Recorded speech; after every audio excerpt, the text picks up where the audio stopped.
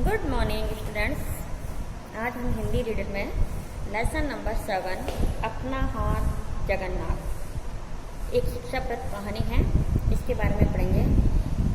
इस कहानी में ये बताया गया है कि खाना और सोना जीवन नहीं है। क्या करते हैं सब लोग? बच्चे हमेशा क्या देखते हैं?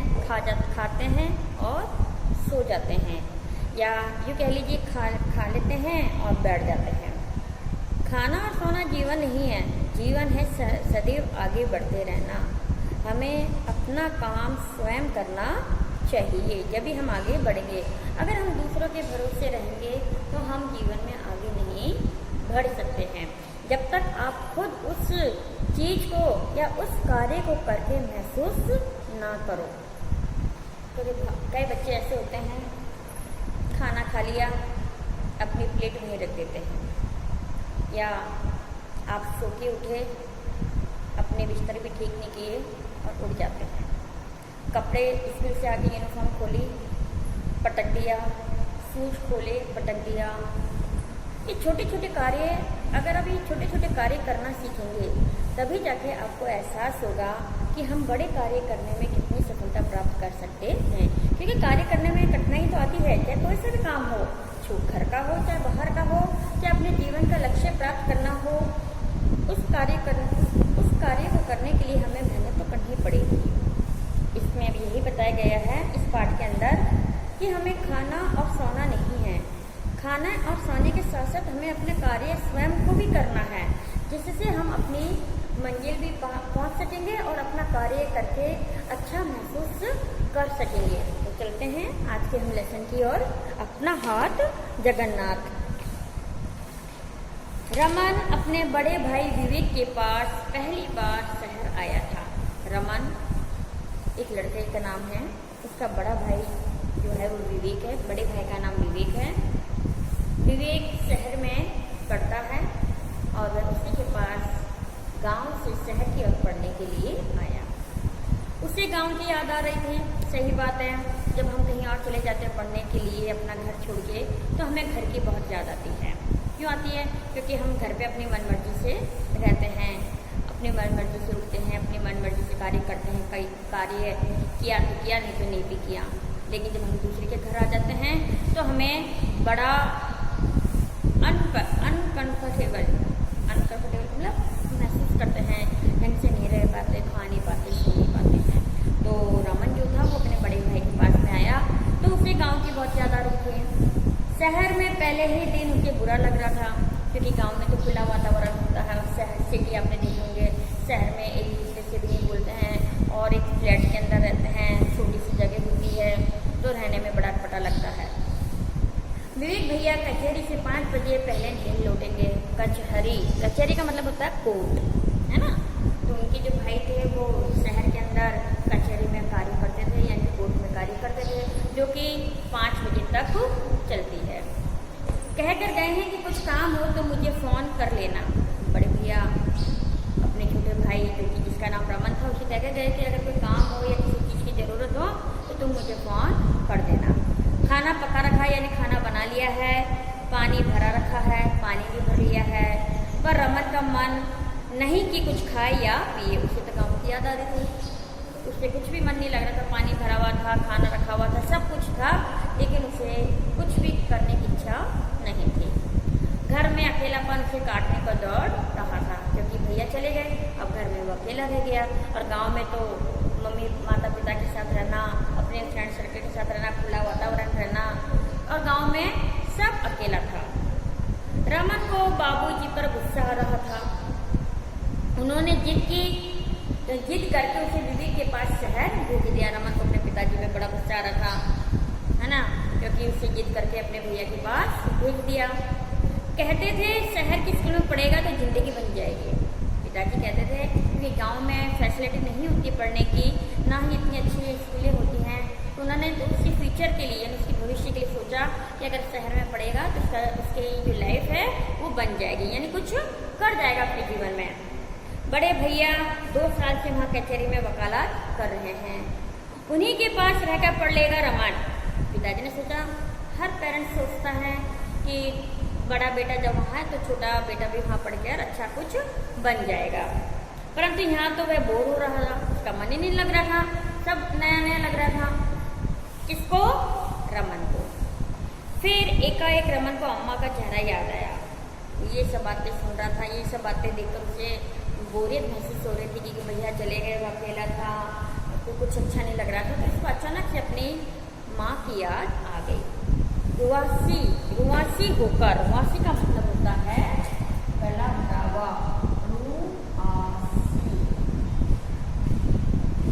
गला भरा हुआ, है ना, उसका गला भर गया, मतलब वो रुआसी होकर अम्मा बोलती थी, बेटा भैया की तरह पढ़ लिख कर बड़े आदमी बनोगे तो हमें बहुत अच्छा लगेगा। हर माता पिता की इच्छा होती है कि अगर उसका बड़ा बेटा कुछ बन जाता है या कुछ जॉब करता है तो वो छोटे से भी यही आस लगाती है कि छोटा भी मेरा पढ़ लिख कर कुछ अच्छा कार्य करे। भैया की बात सुनना, उनका ख्याल रखना, अगर बड़े भैया कुछ बोल भी दे तो उनकी बात सुनना और उनका ध्यान रखना। ये बात माँ ने अपने बेटे को कही। किसको कही? रमन को कही। बात सुनना, इस बात से ज़्यादा जरूरी था कि उनका ख्याल रखना। बात तो सुनना, ये तो जरूरी है कि भैया ने जो कहा उसका तो हम आदर करेंगे, उनकी बात को फॉलो तो करेंगे, लेकिन सबसे ज़्यादा महत्व क्या था कि उनका ख्याल रखना। ख्याल कैसे रखा जाता है कि भैया आ गए, भैया आए, उनको चाय पानी देना, उनका ख्याल रखना, उन्होंने समय पर खाना खाया नहीं खाया, उन्हें किस चीज़ की ज़रूरत है उस चीज़ को पूरा करना, ये सब रमन ने सोचा। अम्मा की बात याद आते ही रमन को इस बात का एहसास हुआ कि अम्मा उसको कितना जिम्मेदार समझती है। हालांकि वह अभी 10वीं कक्षा में ही पढ़ता है। कौन 10वीं कक्षा में पढ़ता है? रमन। वैसे बड़े भैया का ख्याल रखना जरूरी भी था, स्वाभाविक था कि बड़े भैया के यहाँ जा रहे थे, उनका भी ख्याल रखना जरूरी था। रमन ने पूरे कमरे में नजर दौड़ाई। अब वो बैठा बैठा वहाँ कमरे में बैठा हुआ था, उसने चारों तरफ नजर दौड़ाई। ये बातें सोचते, मतलब माँ की बात भी याद आ गई और क्या नाम से ख्याल रखने की का भी ख्याल आ गया कि भैया का ख्याल रखना है। उस तरह से उसने सारे पूरे कमरे में नजर दौड़ाई। भैया इस तरह से कैसे रहते हैं, क्योंकि अकेले थे तो सुबह 10 बजे जाना और शाम को 5 बजे आना, इंसान थका हारा था। फिर कोर्ट कचहरी का मामला तो ऐसा था कि घर पे भी टाइम नहीं मिलता है, तो सब कहीं सामान इधर बिखरा हुआ, कभी कैसे बिखरा, यानी कमरे की जो हालत देखते हैं ना वो देखने लायक थी। पूरे कमरे में सामान बिखरा पड़ा था। एक तरफ पलंग पर कपड़े पड़े थे, भैया ने कपड़े खोल दिए, दूसरे पहले वहीं पड़े हुए थे कपड़े। तो दूसरी तरफ अखबार, तो दूसरी तरफ अखबार पड़े हुए थे, ढेर लगा हुआ था अखबारों का, न्यूज़पेपर। कमरे में धूल भी कितनी भरी पड़ी है, साफ सफाई करने का मौका नहीं मिलता। लगता है यहाँ कभी झाड़ू लगाई ही नहीं जाती। अब अकेला इंसान होता है तो जल्दी उठता है, झाड़ू लगा भी लेते हैं, सुबह एक बार लगती है, पूरे दिन भर में एक बार लगती है। तो आप सोचिए कि दिन भर में फिर भी रूम में मिट्टी तो आती है ही, है ना। यहाँ पे देखो 10 बार झाड़ू लगती है, लेकिन 10 बार फिर भी कितनी मिट्टी धूल आ जाती है। तो एक बार लगा के चले जाते, शाम को 5 बजे आते, थके हारे आते हैं, तो हो सकता नहीं झाड़ू लगती हो, है ना। तो उसने ये भी सोचा, इतनी मिट्टी थी कमरे के अंदर, चारों तरफ दीवारों पे भी ऐसे मतलब धूल जाले वाले लटक रहे थे। उसने सोचा कि यहाँ कभी झाड़ू लगाई जाती है या नहीं। अम्मा घर की हालत देख ले तो पूरा घर सिर पर उठा ले। सही बात है, माँ जो होती है वो घर में जरा सी भी गंदगी पसंद नहीं करती है। गंदगी होती है तो घर को अधर कर लेती हैं, ठीक है, साफ सफाई करने खुद ही लग जाती हैं। अगर बच्चे नहीं करते हैं तो वो खुद ही फिर साफ सफाई करने लग जाती है। तो इसने सोचा कि अगर माँ ये हालत देख ले तो माँ तो घर को अधर उठा ले। रमन ने सोचा बोरियत दूर करने का सबसे अच्छा तरीका है। अब रमन ने क्या सोचा कि मैं तो बोर हो रहा हूँ बैठा बैठा, भैया भी नहीं है, अकेला घर मुझे काटने को दौड़ रहा है, तो क्यों ना मैं अपनी इस बोरियत को दूर करूँ। अब देखिए उसने क्या किया, कमरे की सफाई। उसने क्या सोचा, क्यों ना मैं अपनी बोरियत दूर करने के लिए घर की सफाई करूँ। और सही बात है कि अगर अपन घर की सफाई करते हो तो टाइम का पता नहीं चलता है कि कब अपना टाइम निकल गया या बीत गया। इसे मज़ेदार बनाने के लिए उसने पहले टीवी ऑन किया। सबसे पहले उसने टीवी ऑन किया, क्योंकि कई बहुत से लोग होते हैं जब साफ सफाई करते हैं या तो टीवी ऑन कर देते हैं या FM चालू कर देते हैं या अपने गाने लगा लेते हैं या कुछ भी, मतलब कुछ मनोरंजन का कार्य होना चाहिए तो वो सफाई करते हैं। उससे क्या होता है बेटा कि सफाई करने करने में मजा आता है और कब सफाई हो जाती है पता नहीं चलता, ना थकान का महसूस होता है, उल्टा आनंद और आता है। ठीक है, घर की साफ सफाई करने का सबसे अच्छा तरीका ये है, या तो आप टीवी ऑन कर लो और कुछ ऐसा चैनल लगा दो जिसमें हास्य मनोरंजन का कार्य हो रहा हो, या फिर ऐसे जो गाने मनपसंद के होते हैं वो गाने लगा लो, तो जिससे क्या होता है सफाई करने में आनंद आता है। तो टीवी सबसे पहले रमन ने क्या किया, टीवी ऑन किया, उस पर धूल की ढेर सारी परत जमी हुई थी। अब वो तो अकेले रहते थे, ठीक है, और कोर्ट में जॉब करते थे, तो वो ऐसा तो है नहीं कि प्रत्येक चीज को झाड़े, ठीक है, वो तो सिर्फ झाड़ू लगाए, नहाया धोया, खाना बनाया और चल दिए। तो जब उसने टीवी ऑन किया तो टीवी पे क्या देखा, बहुत सारी धूल की ढेर लगी हुई थी। उसने कपड़ा लिया, किसने कपड़ा लिया, रमन ने। उसने कपड़ा लिया और टीवी पर धूल साफ की। सबसे पहले उसने टीवी को साफ किया। लो, टीवी का रंग तो एकदम बदल गया, कहाँ तो धूल लगी हुई थी, टीवी पता भी नहीं था टीवी कैसा था। जैसे उसने टीवी कपड़े से टीवी को साफ किया तो टीवी का कलर चमक गया। हम जब सो के उठते हैं तो कैसे लगते हैं, लेकिन जब हम ढांका रहते हैं तो बहुत स्मार्ट लगने लग जाते हैं, है ना। तो उसी तरह से टीवी का कलर ही चेंज हो गया। कितना साफ नजर आ रहा है। वह अपने आप से बोला, सही बात है, जब हम चीज साफ करते तो अब आप कई बार डेस्क पे या टेबल पर अपना बैग रखते हैं, धूल होती है, आप साफ करते तो उसमें एक अलग ही चमक आ जाती है। इसके बाद रमन ने अखबारों के ढेर को साफ करने का निर्णय किया। दूसरा उसने क्या किया, अखबारों के ढेर को, क्योंकि बहुत सारे अखबार पड़े हुए थे। अब भैया तो ये नहीं कि एक न्यूज़पेपर पढ़ा और आके रख दिया, वहीं अखबार पढ़ा वहीं रखा दिया, नेक्स्ट डे न्यूज़पेपर आया फिर पढ़ा वहीं रख दिया, फिर न्यूज़पेपर आया फिर पढ़ा, ऐसे करके वहाँ अखबारों के ढेर लगे हुए थे। तो उसने दूसरा काम क्या करना शुरू किया, अखबारों के ढेर को साफ करने का निर्णय किया। अखबारों के 4 ढेर अलग अलग किए। अब इतने सारे न्यूज़पेपर हो गए थे, उसने अलग अलग तह बना के रखी, चारों की 4 रो बना ली, है ना, और एक के ऊपर इस प्रकार से उसने न्यूज़पेपर को जमाया। उसने सोचा बिना पूछे नहीं रद्दी वाले को देना ठीक नहीं, हो सकता है भैया के काम का हो, है ना। तो उसने तो क्या करा, ढेर करके रख दिया। बोले जब तक भैया नहीं कहेंगे मैंने बेचूंगा नहीं, सिर्फ उसने ढेर करके रख दिया। और कमरे में ऊपर की तरफ एक परत छत थी, जैसे ऊपर से एक बना हुआ होता है रोशनदान, जैसे रोशनदान नहीं, एक रूम टाइप का बना होता है, एक छोटी सी हम लोग गैलरी सी बना देते हैं। तो उसने देखा कि रूम के ऊपर कैसे छोटी सी परछत्ती बनी हुई है, तो क्यों ना मैं इसके अंदर न्यूज़पेपर रख दूँ, जिससे क्या है यहाँ जगह भी साफ हो जाए और रद्दी ऊपर रख दी जाए। तो उसने ये सोचकर अपने न्यूज़पेपर को वहाँ ऊपर रख दिया। उसने सारे अखबारों को कमरे की परछत्ती पर रखने का फैसला किया और वहीं अखबारों का एक बड़ा ढेर लगाया।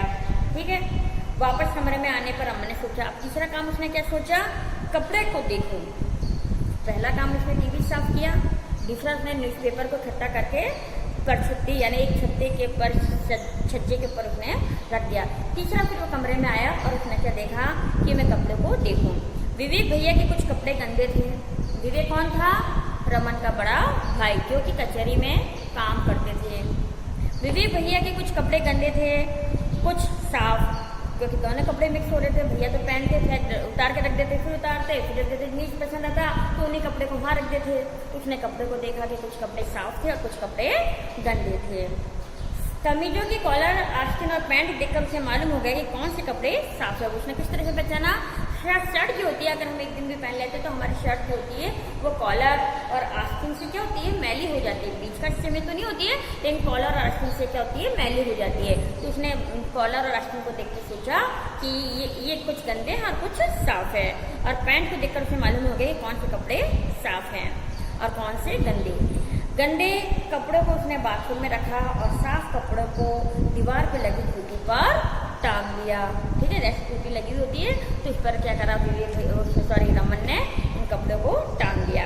खूंटी पर भी धूल, सही बात, अकेले रहते थे तो खूंटी पर भी क्या थी, धूल थी। उसने सफाई करने वाले कपड़े से खूंटी पर लगी धूल साफ किया, फिर कपड़े टांग दिए। फिर उसने पहले खूंटी जो थी उसको कपड़े से साफ किया, दीवार को थोड़ा अच्छे से साफ किया और उसके बाद उसने क्या किया, कपड़े को टांग दिया।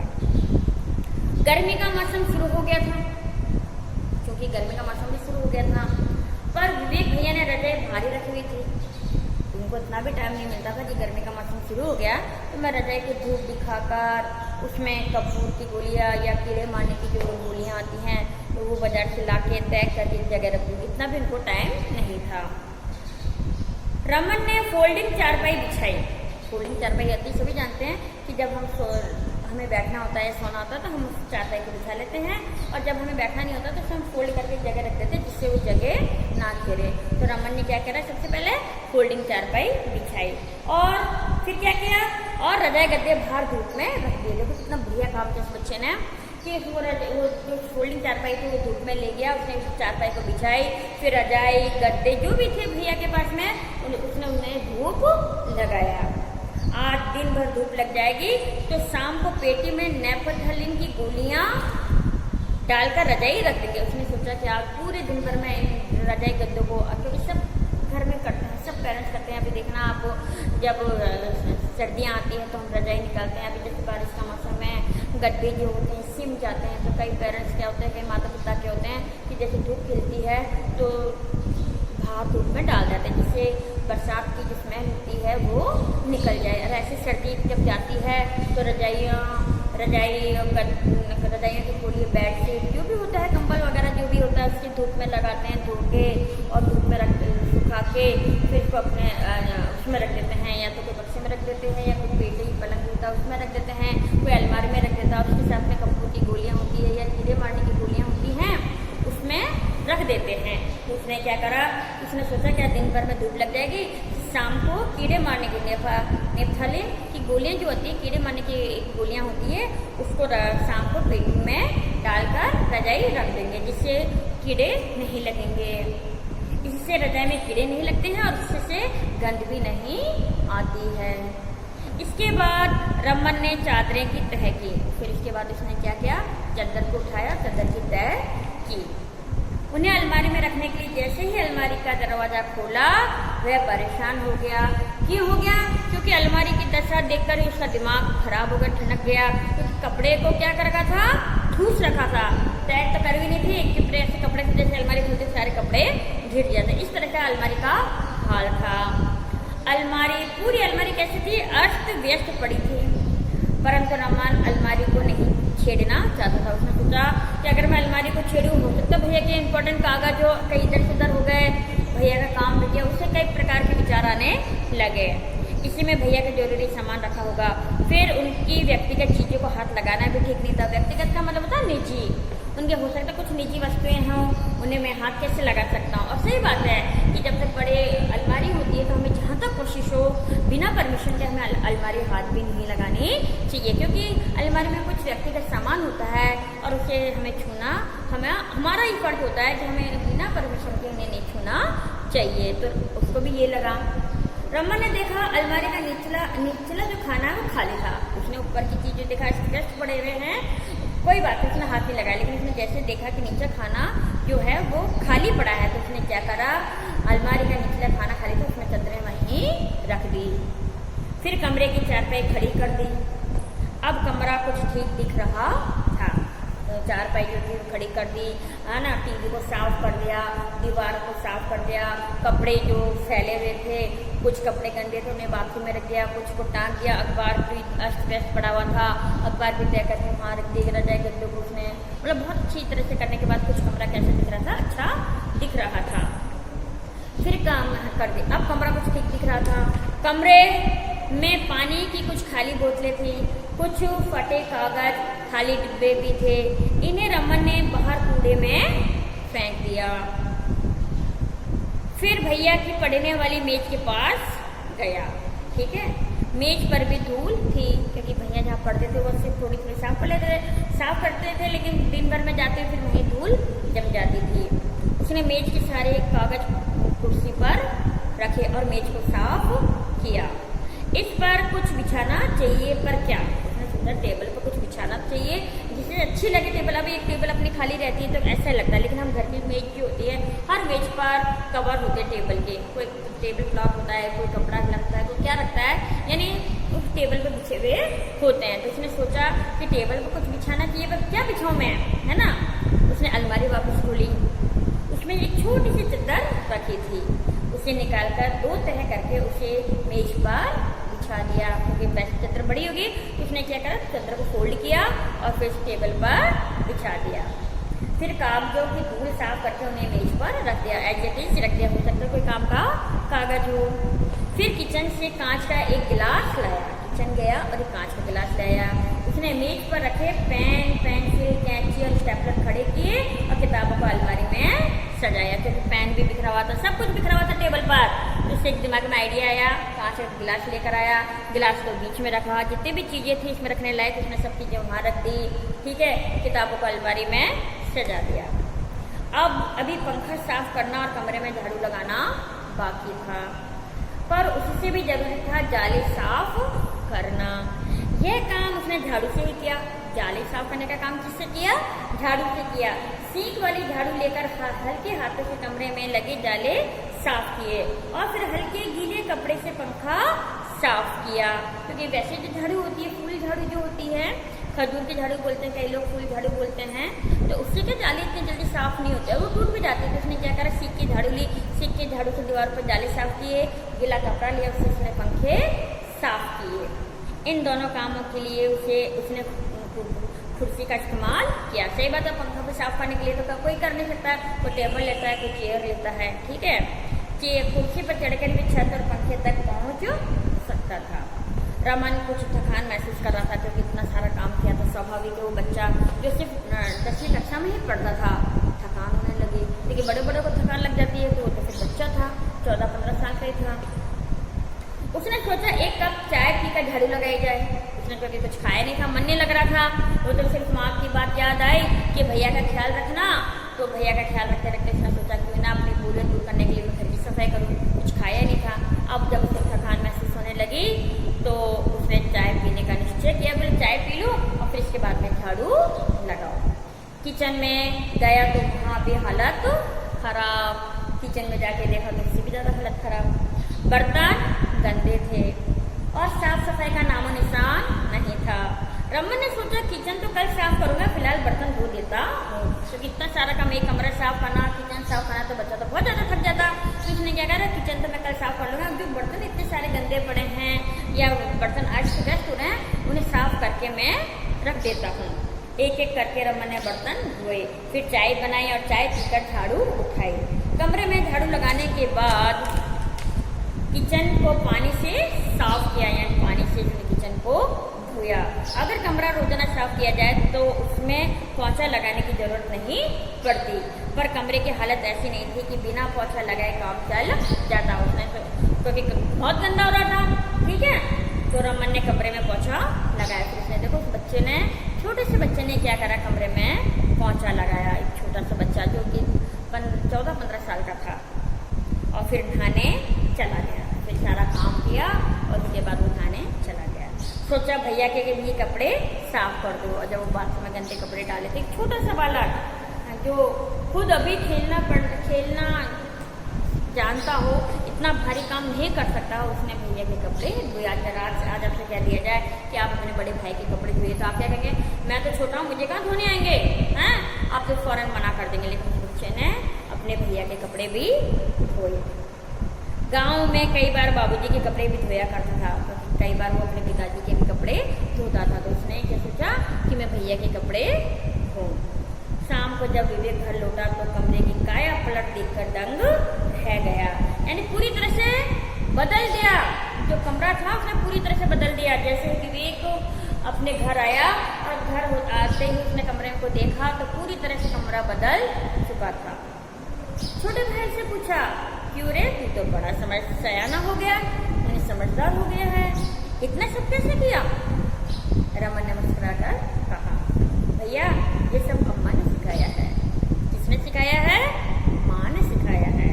वह कहती है अपना काम अपने आप करना आना चाहिए, यानी हमें देखो सही बात है, बच्चों को स्वयं को अपना काम आना चाहिए। कभी परिस्थिति ऐसी होती है कि हमें अकेले रहना पड़ जाए, तो उस स्थिति में आप गंदे थोड़ी रहोगे, है ना? तो अपना काम स्वयं करना चाहिए, साफ सफाई से रहना चाहिए। हाँ जानता हूँ, मुझे भी कहा करती थी, विवेक ने कहा जानता हूँ, मुझे भी कहती थी अम्मा, पर मैंने कभी ये सब नहीं किया। छोटा होने के बावजूद तू मुझसे से ज़्यादा समझदार निकला। तू तो मेरे से कितना छोटा है और मेरे से ज़्यादा समझदार निकल गया। यहाँ पढ़ने तुम आए थे, पर असल में मुझे भी तुमसे सीखने की ज़रूरत है। पढ़ने तो तुम आए थे, लेकिन तुमने मुझे आज एक पाठ सिखा दिया। कभी कभी छोटे भी बड़ों को पाठ सिखा देते हैं, विवेक ने कहा। फिर बोला, इतने काम का अब तुम्हें इनाम तो मिलना चाहिए, जो तुमने इतना सारा काम किया है तो इनाम तो मिलना चाहिए, ठीक है। तो उन्होंने एक पुस्तक उसे पढ़ने के लिए दी। पुस्तक देखकर रमन बहुत खुशी से उछल पड़ा। जैसे ही भैया ने पुस्तक दी तो वो खुशी से उछल पड़ा, क्योंकि इतना सारा काम किया था, उसे इनाम तो मिलना ही चाहिए। और साथ में भैया ने क्या कहा कि पढ़ने तो तुम आए थे, लेकिन तुमने मुझे एक सबक सिखा दिया। वो सबक क्या था कि हमें स्वच्छता से रहना चाहिए और मन लगाकर अपना कार्य करना चाहिए, ठीक है बेटा। तो ये लेसन था आपका लेसन नंबर 7, अपना हाथ जगन्नाथ का हाथ। ये लेसन आपको समझ में आ गया होगा। और अब इसके जो क्वेश्चन आंसर हैं वो मैं आपको भेज दूँगी, ठीक है बेटा।